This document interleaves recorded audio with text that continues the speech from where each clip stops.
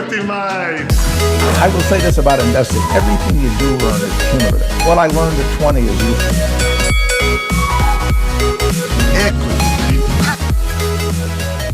Welcome to another episode of Equity Mates, a podcast where we help you learn to invest in 45 minutes or less. We break down the world of investing from beginning to dividend so that you can hopefully make some returns. My name's Bryce, and as always, I'm joined by my equity buddy, Ren. How's it going, bro? I'm very good, Bryce. Very excited for this episode. We continue our expert investor series with one of the biggest names in Australian finance. Absolutely. A celebrity investor, and we're fanboying a bit over here. Very excited for this one. Excited to introduce Roger Montgomery to the show. Roger, thank you for joining us. Thanks, Bryce. Thanks, Alex. Thanks for having me on the program. So Roger is the founder and chief investment officer of Montgomery Investment Management with over 20 years of experience in investment and financial markets. Prior to establishing Montgomery, Roger held positions at Ord Minnett as well as BT Limited and Merrill Lynch. He was voted as the Emerging Fund Manager of the Year in 2016 and is also author of the bestseller book Value Able, which we will jump into a little bit later. And I know Ren has also read, so very much looking forward to talking about that. So Roger, again, thank you. Very excited for this one. Me too. I wish it was only 20 years in investing. It's coming up to 30. Oh, wow. Keeping you young. Yeah, no, thank you guys. That's great. So Roger, before we get stuck into the bulk of the interview, we like to start these interviews with a bit of a game. We like to throw out some key investing themes and some topics and some indexes, and to hear from our expert if they are overrated or underrated, just to get a feel of how you're thinking about markets and some big topics at the moment. So if you're up for it, do you want to play our game? Sure, go for it. Great. All right. So first question, overrated or underrated, the ASX 200 index? Overrated. It's trading on the industrial index, excluding financials, is on a record multiple of 28.5 times earnings, and that is higher than even the boom before the global financial crisis. So definitely overrated. What about the S&P 500? I'd put that in the same boat. Overrated. We're holding a reasonable amount of cash at the moment, and a couple of investors that sidestepped the GFC, in addition to us, have also moved to 30 or 40% cash, and they're global investors that invest predominantly in the S&P 500. So that's definitely overrated for us as well. So, Roger, we're recording this on Friday, the 7th of February, and we've just seen an absolutely crazy week for Tesla. So, overrated or underrated, Tesla? Tesla is overrated. Its market capitalisation is the same as GM, Ford, Nissan and Honda, and they collectively produced 23 million cars, and Tesla produced 300,000 cars. So, overrated. Fair call. Overrated or underrated, the Aussie dollar? Oh, that's a tough one, and I'm just not going to answer that one, because in life, what I've learnt, and I've been doing this for nearly 30 years, as I said a moment ago, when it comes to currencies, there's a few times in your life where it's really obvious when something's overrated or underrated. So at $1.05 or $1.10, the Aussie was overrated. At 50 cents US, it's underrated, but anything in between that's pretty much noise. So when the Aussie dollar was at 105 US cents, I moved all of our family's cash, so everything we had in term deposits and money-like accounts, and we moved all of that into US dollars, Singapore dollars and British pounds. And then it subsequently fell over 2 or 3 years. It fell to 72 or 73 cents, which is where I exited.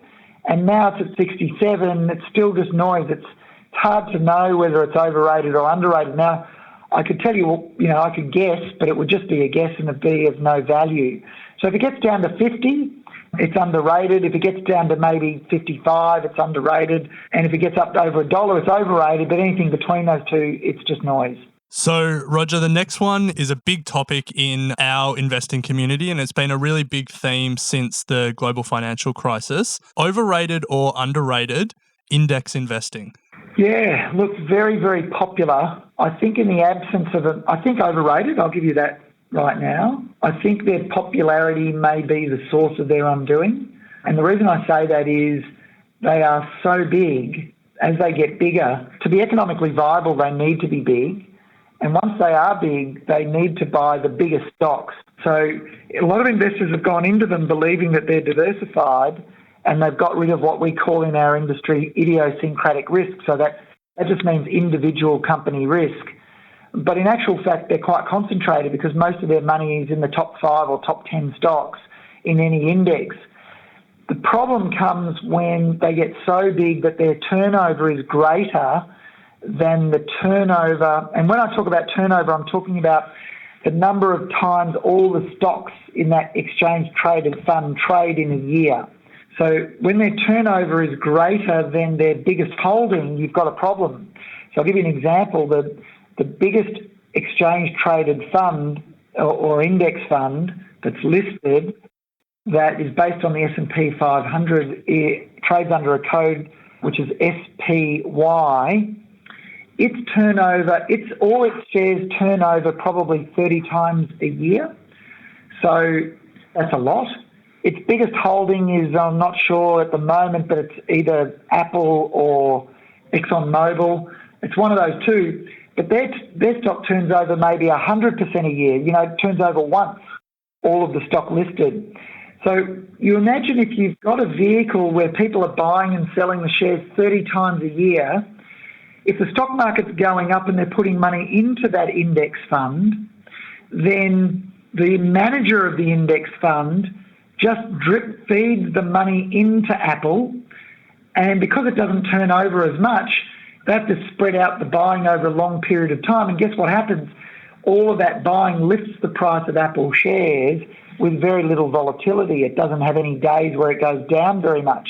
And that's what we've witnessed in recent times for stocks like Apple, for a lot of the big stocks.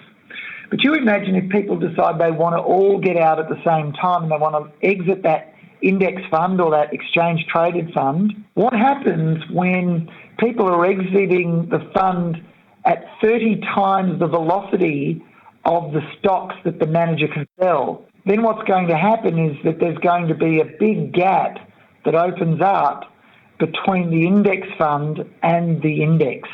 And so people think that they're buying an index fund because it's going to track the index. I think in a market rout, they won't track the index, and people won't be as excited about them as they have been.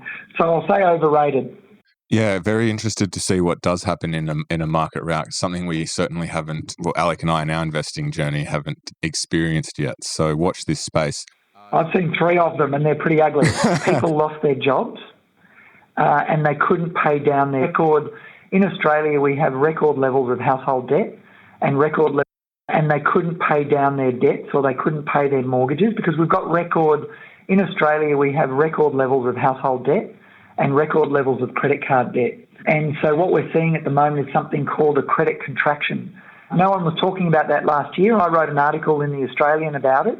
What it means is that the pace or the rate of growth in credit, so people borrowing more money either on their credit cards or through personal loans or through mortgages, the rate of growth in credit is slower than the economic growth rate. And that's called a credit contraction. And we're seeing it. It's happening now. So we know that credit card debt growth has gone negative. And that means people are paying off their credit cards faster than people are being issued new credit cards and borrowing money to buy stuff. And we also know that we've got these record levels of debt. And so if people lost their jobs, they'd really be in trouble because of the record levels of debt. So they're busy paying it off at the moment while they've got a job. If they lost their jobs, that'd be a problem, and property would be, I'd say, overrated. I'll say it is expensive. It's not cheap. The yield is hopeless. But then the yield on every asset class is terrible anyway. So it's not a lot worse than anything else. It's the same as everything else. It's just that people have got a lot of debt attached to it. So if they lost their jobs, it would definitely be overrated. So I'll say fairly rated for now. Fair enough. Now, Roger, the last one is one that sometimes elicits a bit of controversy. It's been a big theme in the 2010s in the world of finance. Overrated or underrated Bitcoin? Overrated. No more comments. That's fair call. Joke.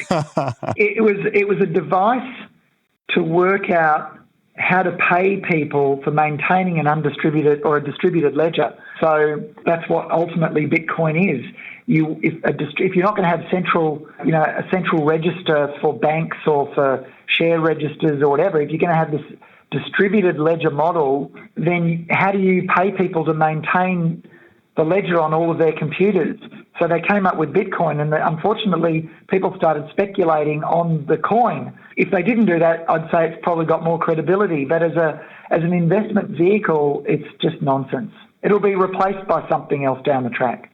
So, Roger, as we get into the interview, one of the things that we like to start with is the story of people's first investments.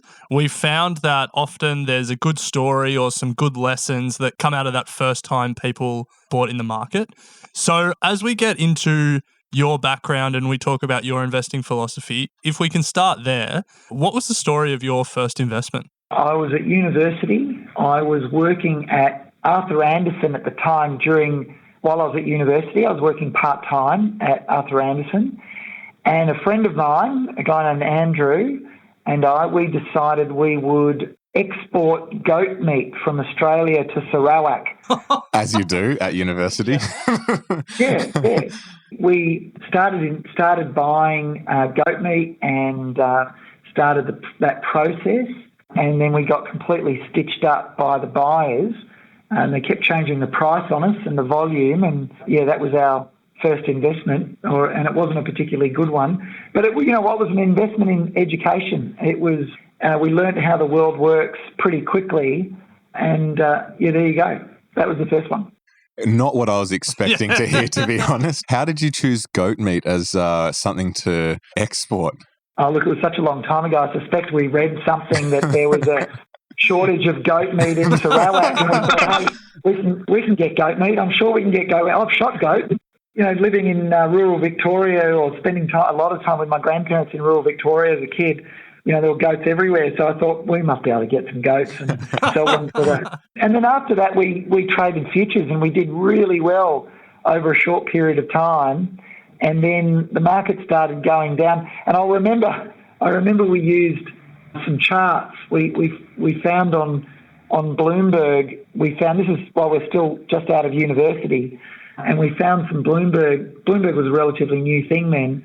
And we found some charts, and I noticed that whenever the blue line crossed the red line, that the market went up, and whenever the red line crossed the blue line, the market went down. So we traded futures on this basis, and watching the red and blue lines cross over each other. And then one day, my mother was driving me to the bus stop, and I turned on the radio. I was in Melbourne at the time. I went to Melbourne University, and 3AW, Mum had put it on 3AW, and they said the stock market had crashed. And I remember we were long futures. We'd bought futures, and the market was down. Back then it was a big move. Maybe 5 or 6%. And Mum said, "Oh, what does that mean?" And I said, "Oh, it's not going to be a good day, Mum. It's not going to be a good day." And so Andrew and I got together, and he said, "Well, what should we do?" And I said, "Well, Andrew, look at the chart. Look at the chart. The market's never gone down this much before." And he said, yeah, good point. All right, well, hang on. Anyway, the next day it went down again. And Andrew, he said, "Roger, what do you reckon we should do?" And I said, "Well, mate, if it didn't go down as much as it went down yesterday ever before, it's never gone down this much before, so we should hold on." Anyway, it went down again and again and again. We were wiped out. And then I remember looking at the chart going, why on earth was I making decisions based on 3 months of data? And so I learned a valuable lesson both about charting and the importance of having a lot of data. So moving from investing in goats in the futures to now being, I guess, heavily entrenched in the world of equities, how would you describe your investing philosophy, Roger? Well, my first job out of university was as an equities analyst at a small Melbourne broking firm called F.W. Holst. They're now Bayou Holst. And I remember David Spry, who was the analyst, the senior analyst or senior researcher at the broking firm. He was an incredibly diligent and detailed and patient man. And I wasn't at the time, fresh out of university, ready to grab the bull by the horns and take on the world. And he taught me a lot about patience, a lot about deep research, a lot about deep analysis. And that stood me in great stead. And I found that incredibly valuable. That wasn't your question, but I just remember it's sort of related, and it's a good lesson for people who are young. You know, you don't want to hear older people telling you to be patient, but I tell you what, if I knew at the time that patience was really, really rewarding, I would have been much more patient. We've structured a whole podcast around expert investors and older people telling us to be patient. I think the message is slowly starting to sink in, although sometimes I worry Bryce isn't really listening. Go on. Here's the thing. Everyone, you know, anyone listening to this podcast probably wants to be wealthy. You can have a crack at getting wealthy really quick, but you'll probably fail. And if you keep trying to do it that way, you'll fail multiple times and you'll actually never get there. But if you can say, do you know what, I can be wealthy by just doing some really sensible things consistently over a long period of time, it's not particularly exciting, but you'll end up being very wealthy, then, you know, the penny will drop for some people. For some people, they go, no, this is not for me. I had a lot of attempts at getting rich quick, and it didn't work. And then I realised all of the training and all of the expertise that I had was in equities. And when I returned to equities and just invested using that patient approach, guess what? It took off and it worked really well. So, Roger, I think talking about doing sensible things, being patient and investing for the long term is a nice lead in to your book. As Bryce said in the intro, we've discussed it a couple of times on the podcast. I'm a big fan of it. I think to your point around doing sensible things and investing for the long term, I think it's really captured in that book. To kick off the discussion though, I read that you structured the book based on a Warren Buffett observation that investors only need to only know two things: how to value a business and how to think about market prices. Can you explain what that means and why you sort of based your book around that? Yeah, sure. So there's two ways to approach the stock market. Method number one, approaching it as betting on bits of paper or codes or tickers or, you know, bits of paper that go up and down on a chart every day. And that's one approach. Now, to me, betting on the ups and downs is a bit like betting on black or red at the casino. You're really treating the stock market like a casino, and gamblers tend to lose money. But that's what most people are chasing, particularly as the market reaches new highs. People think, oh, it's really easy. I'm going to make a lot of money. I'm going to quit my job and it's going to be so great. The other approach is to actually think of stocks as pieces of businesses. And you don't really, if you buy the right businesses, you don't need to ever do any work because the work is all being done by the people who run the business. You just own a piece of their business. They do the work. The business increases in value through a process called retained earnings and by generating high rates of return on incremental capital. We can talk about that. Well, it's all covered in the book anyway. But you know, the manager of the business is going to make you the money. You don't have to do anything. You just sit back. The problem is, and this comes back to your question, the problem is people don't think about how the market behaves. And so if you understand how the market behaves, then you'll start to approach it the right way. So let me elaborate a little bit more. The market is manic depressive, and you'll fast learn, if you get involved in the stock market, you'll fast learn that today the stock market went up, and if you listen to the news tonight, they'll say it went up because Trump announced, I'm just going to make something up here, Trump announced a new version of wheat is being produced in the United States. And so everyone goes, oh, okay, so the stock market went up, there's this new version of wheat. Okay, great. The next day, the stock market goes down, and you listen to the news again, and the news reporter says stock market went down, despite the fact that the new version of wheat is wildly successful. So hang on a sec, it went up because there's a new version of wheat, now it's going down because the wheat is wildly successful. That doesn't make any sense. And that's what you need to know about the stock market. It just doesn't make sense. It goes up and down based on the whims of individuals, not because it's rational and not because it's logical. It isn't. It goes up because people think something's going to happen, and then it goes down when that thing does happen. So it makes very little sense. And it suffers from really, really frequent bouts of optimism and equally frequent bouts of pessimism. It's really important to separate yourself from that. And so the way I like to think about it, and I talk a little bit about it in the book, in fact, the first 3 chapters are pretty much devoted to how to think about the stock market and divorce yourself from it. But if you imagine you're a farmer and you own a property, it's been in your family for generations. There's absolutely no way you're ever going to sell it. And when you drive in the gate each day, the neighbour, he's there with a strand of wheat sticking out of his mouth. He's chewing on the wheat, and he's leaning on the gate, and he says, "Hey, Bryce and Alex, mate, I reckon the world's going to end. I'll sell you my farm for $1 an acre." And then the next day, he says, "Oh, I think everything's going so well, mate. I'll buy your farm for $1 million an acre."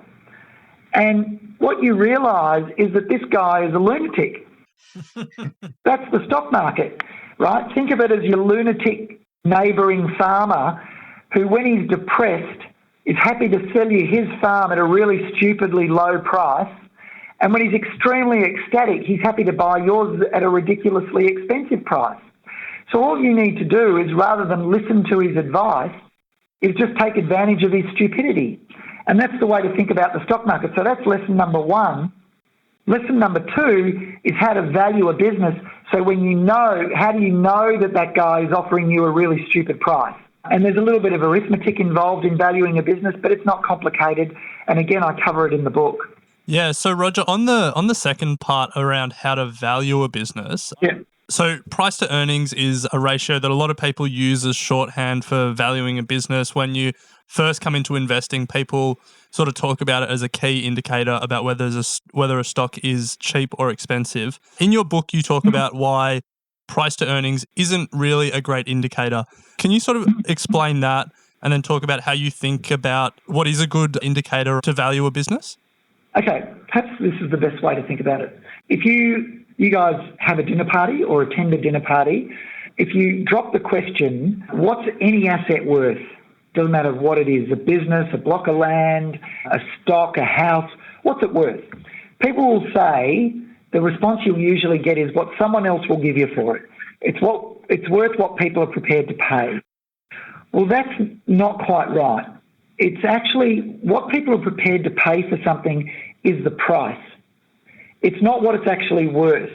And the example that I go through in the book was back in, trying to remember when it was, it might have been 1999. There was a company called netj.com. In its effectively the equivalent of its prospectus, it was listed on the NASDAQ, or was about to list on the NASDAQ in the United States, I think. And it said in its prospectus, netj.com conducts no business activity of any description, and netj.com has no plans of conducting any business activity of any description for the foreseeable future. Now, you could have bought shares in this company at about 50 US cents each. And if you had, you would have done really well, because when they listed at $2. And by the peak of the internet bubble, which was in March 2000, they traded at $8.88 a share. They subsequently fell to about 6.5 cents. And then they delisted. And true to label, they never conducted any business activity of any description. So what were they worth? Were they ever worth $8.88? Of course not. But what was their price? $8.88. So people were prepared to pay $8.88. That's the price. But they were never worth $8.88. So the lesson from that story is this: price and value are two different things. Price and what something is worth are completely separate. The problem with the price-earnings ratio is that it uses price to try and work out what something is worth. And you can't do that. That's like, I don't know, putting spots on a horse and calling it a leopard.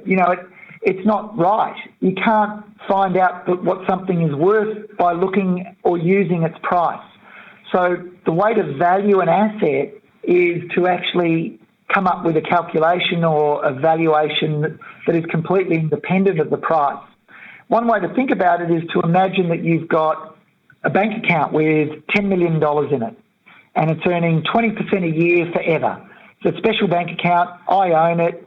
It's been given to me by the government of Australia for services rendered to the financial industry. You know, I'm just making all this up, of course.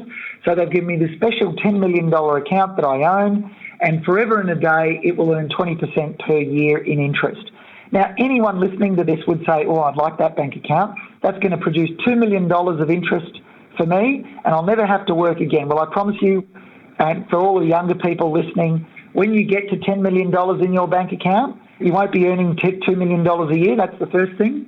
But unfortunately, one of the traps of getting to $10 million is that you'll have friends who have $20 and $30 and $40 million, and you'll want more than $10 million. Or you'll think it's not enough because you've bought an expensive house, expensive cars, you've got a boat, you've got holiday houses, and all that needs to be maintained with gardeners and cleaners, and suddenly you need more than... So you sit there saying, gee, $10 million would be nice, I'd stop working.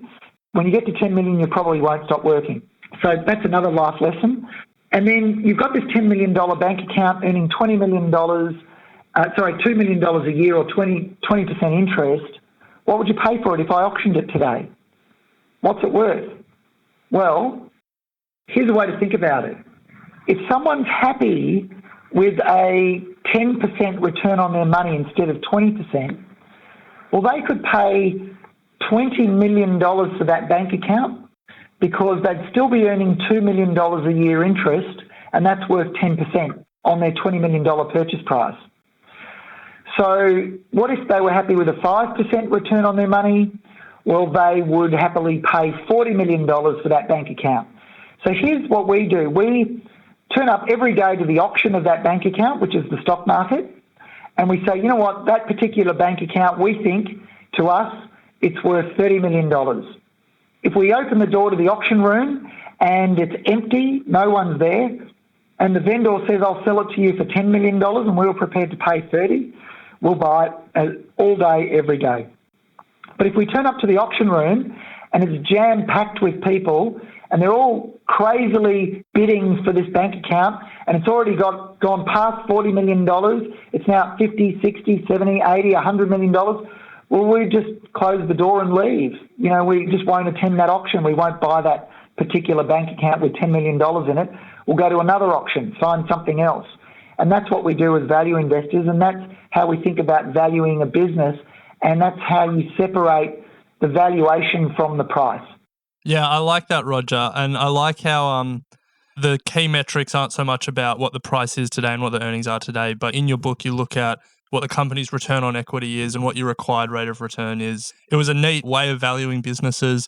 If people want to hear us put that valuation method into practice, we talked about it a bit throughout our summer series, so people can jump over there if they want to listen. Now, Roger, moving on to Montgomery Fund and your investment company, you've got a listed company that our listeners should definitely go and have a look at. It's the Montgomery Global Equities Fund. ASX ticker is MOGL. And that mirrors the Montgomery Global Fund, which is an unlisted fund. But I want to focus on the Montgomery Fund, which is unlisted, and your new Montgomery Small Companies Fund, both of which focus on the Australian and New Zealand markets. And I'm wondering, what is the attraction for focusing on just those markets rather than going global? Well, here's the thing. When you invest globally, there's lots of advantages. There are companies that have huge growth runways. There are companies that are exposed to industries where there are no companies exposed to those industries in Australia. But investing globally has its risks as well, for example, currency risk and so forth. So if you invested, let's say, in the US market today and the Aussie dollar started rallying strongly, well, even if you got your investments right, you might find that you lose money because the Australian dollar rallies by even more than the stock that you bought. And so it's important for investors to have global exposure, but it's also important for them to have domestic exposure. And the advantage with domestic investing is that you're familiar with the companies. You know what they do. You buy products from them. You're interacting with them on a daily basis. I'm sure there's people listening that probably interact with Amazon on a daily basis. They probably shouldn't be, but they are, and spending too much money. And so there's lots of advantages, and we think we've got a competitive edge in the Australian market and the Australian economy. We know the economy well. We know lots of CEOs in Australia. We know senior people in politics in Australia, and we're fortunate to have really good information on what's going on in various industries. And so that helps us make decisions about where to invest. And so we think we can generate very good returns from the Australian market. It's a relatively small market. Because it's a small market, people push prices to extremes, both extreme upsides and extreme downsides. And as disciplined, patient value investors, we can take advantage of that and make very good returns. Now, Roger, Bryce mentioned a few of the funds that Montgomery Invest manages, but the one that I'm particularly interested in, he didn't mention, and that is the Montgomery Private Fund. $1 million minimum investment by invitation only. So given that we've got you on the podcast, we would be remiss if we didn't ask, can Bryce and I have an invitation? Have you got $1 million? That's where we fall We're over. getting there. We're getting there. Okay, when you get there, give me a call.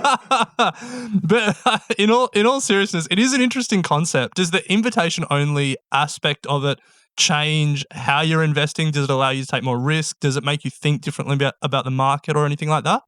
It allows us to select the people we want to work for, and it allows us to ensure that the people that we're working for in that fund understand how patient we actually are. So typically in funds management, people are asking you to swing at something. Hey, that thing looks like it's going up, have a go. That thing has made an announcement that its profits have gone up, have a go. Whereas we prefer in the private fund, the philosophy is the same as all our other funds. We're investing in high-quality businesses. We're only buying them when they're cheap. But we will hold them for a very long time, and we could hold a lot more cash. So we can be up to 100% cash in that fund. And if the market goes up and we're holding 100% cash, it looks pretty bad. So we only want to invest with people who understand that we could be holding a lot of cash and we might miss out on some gains. But that's because we might not, for example, believe in those gains. We might not believe in the rally that the market's undergoing. And so that's why it's by invitation. We want to make sure that the clients that we're working for in that fund understand precisely how patient we are. It's never had a negative year, even in its early years when the market fell in 2011, 2012, the market was down 10 or 15%, produced a positive return. So it's quite a special fund, and we tend to invite people. I mean, we do have investors who call us and ask, but we interview them first, we meet with them first, and we understand whether or not they'd be a good fit for us. Well, when we hit $1 million, Roger will let you know. Well, and given that speaking about a topic helps you learn it more, the fact that you guys are running this podcast, the Equity Mates podcast, means you'll be qualified to invest in the private fund when you get to $1 million, no problem. On the short list. So if anyone out there has been rejected from Roger's fund before and they're wondering how they get in, start a finance podcast. There you go. I'm interested about your new fund, Roger, the Montgomery Small Companies Fund. Montgomery sort of prides itself on investing in high quality companies at sort of attractive prices. But usually with these smaller companies, they're at a different stage in their business cycle. And often you see the price run probably a lot faster than it would in a more mature company. And as such, the valuations tend to skyrocket with it. In that fund, how do you think, or do you think differently about the relationship between sort of price and value given what you're investing in compared to Montgomery? We don't think differently about price and value. We're trying to buy value. And I should say at the outset that Gary Rollo and Dominic Rose, who are our small companies managers, portfolio managers, they run that fund. The philosophy is the same. The execution of that philosophy is different for the reasons you've articulated. And that is, sometimes these companies are pre-profit or even pre-revenue. And Gary and Dom's expertise is identifying the managers and the people, because really in these small companies, you're backing people to execute and to execute their strategy and their plans. So Gary and Dom will meet maybe 700 times a year with various companies. Consequently, so they're meeting a lot of people every day.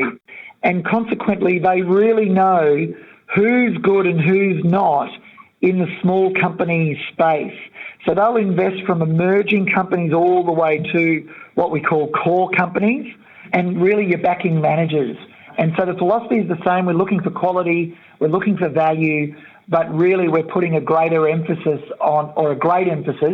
on the people behind those business opportunities. Now, Roger, you flagged before that you'd written for The Australian, and for people that are familiar with you, you're prolific in how much you write. Bryce and I every year do a series of bold predictions to kick off the year, what we think is going to happen in the world of finance. So I guess in the course of your writing and your thinking about what's going to happen in 2020, do you have any big predictions for what we might see this year? I'd be very surprised if we didn't get some sort of correction this year, some sort of serious bout of volatility. I hope we do, because we've got lots of cash we'd like to invest. We've also got a lot of money in equities, but we're very patient long-term investors. So we think about buying stocks the way we might buy blueberries and raspberries. You know, I love blueberries and raspberries, and when they're $9 a punnet, I don't buy any. But when they're 3 punnets for $5, I buy so much that I can't eat them fast enough before they go off. So think about stocks the same way. You actually want them to go down. You don't want them to go up. If many of your listeners are in their 20s and 30s, you're going to be net investors for 60 or 70 years. You want prices to fall, not go up. You want them to be cheaper so you can buy more of them for a long time before you start spending that money. So that's the way we think. That's what we do in all our funds, and that's what I'm hoping will happen this year. In 2020, if we get a big correction, I'll be cheering. It'll be great. Hey, Roger, just for people who are unfamiliar with the term, when you talk about young people being net investors, what do you mean by that? Well, you're a net buyer. So you're going to be earning more money than you're earning now, and so you're going to have every year more money to invest. So when you get to your 70s or 80s, you're a net seller. You're selling assets. If you speak to your grandparents and you say, Nana, what do you want for Christmas? She'll say, I just want to see your happy face. As you get older, you don't want to buy more stuff. You want less stuff. You don't need any more stuff. And so you tend to be a net seller of assets, and you're not an accumulator anymore.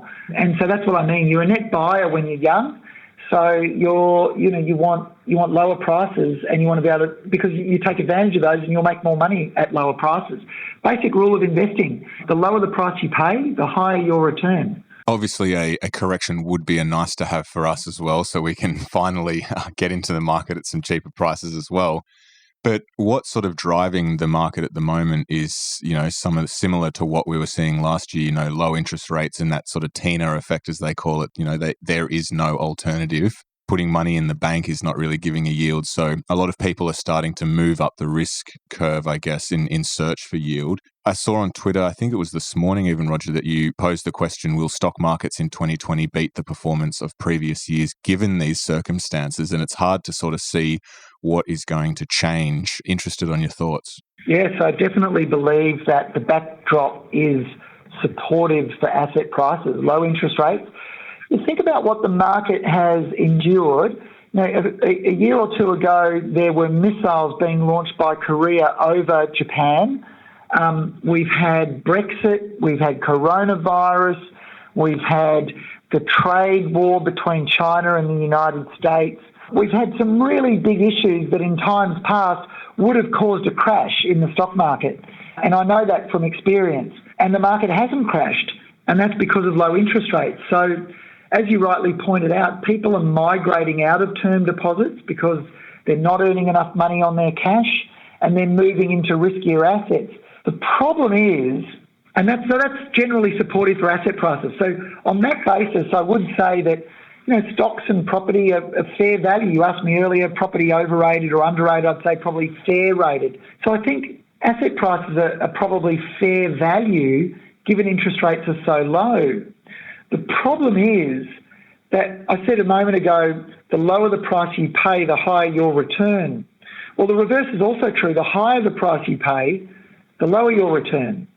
So because interest rates have been so low for so long, asset prices are now very high. So yes, they might be fair value, but if you buy them today, you're locking in a very low return on what we call a long duration asset. And so you might be fine. You might get 4, 5, 6% a year, which is certainly better than cash in the bank. But the question to ask is, will that low return be accompanied by heightened volatility? And that's my concern for this year, that we do get some bouts of volatility. Where could that come from? I don't know. If coronavirus doesn't cause it, nothing probably will. But I'm sure that there'll be periods of volatility that'll be greater than the past, caused by things that we haven't even anticipated today. And that's why I'm reluctant to advise people to be fully invested at the moment, simply because I think the returns that are being implied by current prices don't warrant the risk that people are taking. So, Roger, when you do look at the market, and you mentioned there that you're heavily in cash and, valuations are quite high, for the portion of your funds that you are investing in equities, are there any particular industries or any particular sectors of the economy that you think will perform well in this sort of long in the tooth bull market, low interest rate, globally uncertain environment? We don't think about sectors. So, look, the short answer to that is no. We think about individual businesses. Remember earlier I said there's two ways you can approach the stock market. One is to buy things that go up or down, and the other is to think about individual businesses, or to think of the stock market as a place where you can buy a piece of a business. And so that's what we do. We think about individual businesses. So we look for businesses that are outperforming. Now, it might be that by investigating an individual company, we notice that all the companies in that sector are doing really well, but typically we find that there are businesses that are doing well in lots of sectors. So rather than thinking about individual sectors where we think everyone's going to be a winner, we start the other way around and think about individual businesses and see what's being implied about a sector from those individual businesses. So at the moment, in answer to your question, there's very few. I'm trying to think, there's some technology companies, some personal finance businesses, some fintech companies and personal finance and business finance businesses that are growing at a great rate of knots because the banks are withdrawing from that kind of lending. And while interest rates remain low, they'll do okay. I think that there are some retailers that are doing well. We're in reporting season at the moment. Nick Scali and Super Retail Group have been surprisingly strong. Coles had a great report. Yeah, exactly. Coles extremely strong. But, the retail sector as a whole is doing it really tough. Retail sales are declining. The December month-on-month number for retail sales in Australia was down about 0.5%. So that's tough. Volume is negative and has been negative for a while in retail. Banks' credit growth, they're reporting their credit growth is negative, so people aren't borrowing more money to spend. So, it's tough there. Mining, the numbers look pretty good looking back 6 months, but going forward, the coronavirus in China's shut down industry until at least February the 10th. That means that there's going to be less demand for iron ore and energy. So, unsurprisingly, the iron ore price is coming off, so is the oil price. It's really tough out there. It's hard to find sectors that are doing well. So, Roger, we've almost reached the end of our time, and we like to finish with a final 3 questions. But before we get there, I do want to ask you one more thing. We've spoken about, what we think, what the predictions are for 2020. The flip side of that question is there's a lot of conventional wisdom in the market, a lot of things that, analysts and talking heads all seem to agree on. Is there one thing or is there something that you think that the market and market commentators are getting completely wrong as we head into 2020? I think it's not right to say that rates are going to stay low forever. There's definitely pressure on interest rates globally from, ageing demographics, technology and productivity improvements, and also the fact that what's been happening is interest rates have been cut by central banks around the world, that companies have invested in technology that's replaced labour. So central banks want to cut rates to give people a job. The way they do that, the transmission mechanism for that is you cut rates, businesses invest, employ more people. The problem now is that you cut rates, businesses invest in technology that requires less people. So central banks have to cut rates more. So there's definitely good arguments for interest rates remaining low. I just don't know that every scenario is covered where interest rates are definitely going to stay low. So the consensus currently is that interest rates are going to stay low. I'd be willing to make a small bet that they don't. Put a gun to my head and I'll say they will. But I wouldn't want to put 100% of my money on that bet. Fair enough. Well, we're not putting a gun to your head, Roger. Rest assured, we don't do that here on the podcast. So, okay. Yet. So, Roger, thank you so much for giving us some of your time and answering some of our questions. I think we've both got a lot out of it. We love listening to experts talk about investing and find out how they think about companies. So we really appreciate you taking the time. That's okay. No problem at all. Before we wrap up, we do like to finish with the same 3 questions for every interview. So we'll jump into them really quickly. The first one, now, aside from your own book, do you have any books that you consider must read? Well, look, let me say this really quickly. I wrote that book because I had young children at the time, and I thought to myself, if anything, love skiing, love mountain biking. I do it at an extreme level, so I do some pretty silly things in the air. And I thought to myself, if anything ever happened to me, I'd want my kids to have a recipe for how to invest successfully. And that's why I wrote Valuable, and that's how it's written. It's written so that anyone can understand how to invest sensibly. And if they decide they don't want to do it themselves, well, it's going to arm them with the right questions to ask a fund manager before they invest with that fund manager. So that's the first thing I'd say, first book I'd recommend, and with my hand on my heart. But another book that I think is excellent is a book by Roger Lowenstein called The Making of an American Capitalist, and it's a story of Warren Buffett. Another one along the same vein is Snowball by Alice Schroeder, and it's about Warren Buffett as well. And I would start there. Now, what's going to happen when you read those 2 books? It's going to introduce you to other characters in that book. You're going to Google them and look them up, and you'll find that they've written books too, and you'll be on a lifetime journey of learning just from reading those 2 books. I like it. Second question, Roger. What is your go-to source for investing information? So we have a variety of research that we subscribe to, but perhaps our main source of information is the companies themselves. We go and meet with them. We go to the broker briefings when those companies are announcing their results. We'll have one-on-one meetings with those companies throughout the year. That is our primary and most valuable source of information. And then last question, if you think back to your younger self planning on how you're going to acquire and export goat meat, the start of your investing journey, what advice would you give to your younger self? Don't do it. No, actually, do you know what? I think losing money when you're really young and you're going to make it, you're going to lose only a small amount relative. It's going to feel like a lot at the time, but it's probably a small amount in the scheme of things. It's probably the best lesson because nothing teaches you patience like losing money, and nothing teaches you risk like losing money. So actually, do you know what? The advice I would give myself is take some really bold risks early and do it while you can afford to. Nice. Great way to finish the episode, Roger. So a massive thank you from Ren and myself. We've really got a lot out of this conversation, and I'm sure our audience will as well. Just to recap, there are a number of unlisted funds that you run, but as well as that, there is a listed fund that our audience could get around if they want to back yourself and the Montgomery team in, and that's the Montgomery Global Equities Fund, ASX ticker MOGL, as I said. But if our audience want to follow you and some of your writing and media that you do, Roger, what would be some of the best places for them to do so? Well, thanks for asking. We write a blog twice a day at rogermontgomery.com, and that's where you can also buy Valuable, the book. And twice a day. If you get on there at about 4:00 in the afternoon, both blog posts will have been posted, and everything we write is reflecting the work that we're doing at the moment and how we're thinking at the moment. So if you want to keep your finger on the pulse of how we're thinking and what we're saying, well, that's the place to go.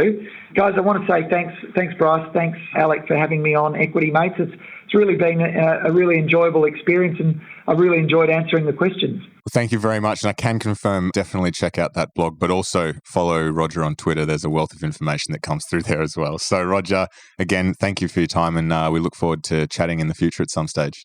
Thanks, Bryce. Thanks, Alec. Great to have you talking to me today. And I'll tell you what, if I had listened to myself when I was much younger, I'd be a lot richer. Well, fingers crossed. Thank you. Okay, see you guys. Thanks for listening to Equity Mates Investing Podcast, a production of Equity Mates Media. Please remember that everything you hear in Equity Mates Investing Podcast is general advice only. The content has been prepared without knowing your personal objectives, specific financial circumstances, or goals. The host of Equity Mates Investing Podcast may maintain positions in the companies discussed. Before considering any investment, please read the product disclosure statement and consider speaking to a licensed financial professional.